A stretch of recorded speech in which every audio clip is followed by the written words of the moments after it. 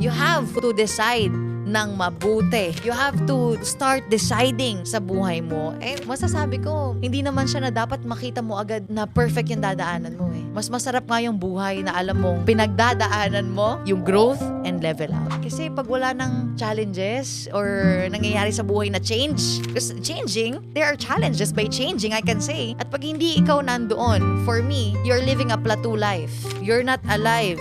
Kaya napakasarap na i-own mo yung sarili mong desisyon. Kaya congrats for having that thought that you want to change. And I want you to communicate to your husband na gusto mo talaga siya. And lahat naman ng mga asawa, lahat ng mahal natin sa buhay, they want the best for you. Kaya hindi pumapayag o kaya pumapayag. Kaya if you want na mag-hub, you see something in your life, you see growth, you see success, go. Sabihin mo sa kanya, communicate mo, and have the right intentions. Pwedeng magsabi ng no, pero pag nakita niya kung ano yung intention mo, definitely papayag yun.